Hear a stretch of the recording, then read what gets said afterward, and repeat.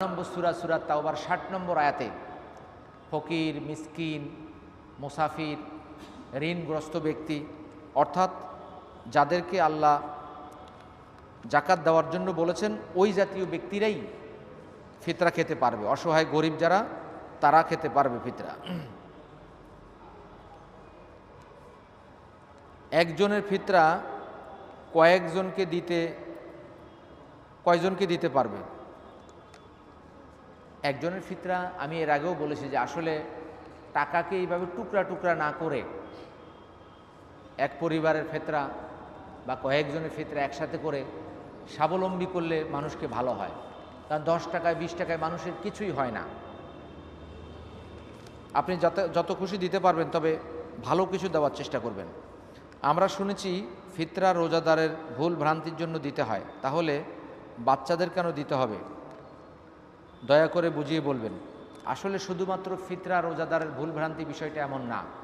হাদিসে এসেছে আল্লাহর সন্তুষ্টি রোজাদারের ভুল ভ্রান্তি, এবং প্রত্যেক পরিবারের পক্ষ থেকে আল্লাহ রাসূল দিতে বলেছেন প্রত্যেক সদস্যদের মাথা পিছু। অর্থাৎ এক হচ্ছে রোজাদারের ভুল, আর এক হচ্ছে রাসূল সাল্লাল্লাহু আলাইহি ওয়াসাল্লাম দিতে বলেছেন সবার পক্ষ থেকে। গরিবের প্রতি একটা সহানুভূতি, পুরো রমজানেই আমরা গরিবের প্রতি সহানুভূতি করি। কেউ যদি সিয়াম পালন নাও করতে পারেন, তিনি গরিবদেরকে কি করেন? খাদ্য খাবার দেন। অর্থাৎ পুরা রমাদানটাই প্রত্যেকের প্রতি একটা সহানুভূতিশীল, বিশেষ করে যারা গরিব অসহায় তাদের প্রতি। অতএব বাচ্চাদের পক্ষ থেকে রাসূল সাল্লাল্লাহু আলাইহি ওয়াসাল্লাম দিতে বলেছেন, এই জন্য আমাকে দিতে হবে, এটা মাথায় রাখবেন। রাসূলুল্লাহ সাল্লাল্লাহু আলাইহি ওয়াসাল্লাম যেটা বলেছেন, আল্লাহ যেটা বলেছেন, ব্যাখ্যা করা যাবে না। ব্যাখ্যা করা যাবে না। যদি আপনার বুঝে আসে তাহলে দিবেন, না বুঝে আসলেও দিবেন। বুঝে আসলে দিবেন, না বুঝে আসলেও কি দিবেন, যেহেতু দিতে বলা হয়েছে।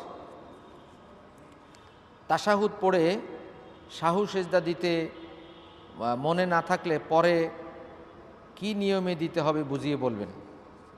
সাহু সেজদার নিয়মের কথা বারবারই বলেছি যে কয়েকটি নিয়ম আছে, আমাদের দেশে যেই নিয়মে দেয় এই নিয়মেও জায়েজ আছে। সাহু সেজদার 3 নিয়ম। তাহলে কি ইমাম সাহেব এক এক দিন ভুলের কারণে এক এক নিয়মে সাহু সেজদা দিতে পারবে? এটা না। এক একটা ইমাম এক একটা গ্রহণ করেছেন, এক এক দিন এক এক নিয়মে দেওয়া নাজায়েজের কিছু না, তবে এটা মসজিদের ভিতরে বিশৃঙ্খলা তৈরি হওয়ার কারণে না দেওয়াটাই ভালো।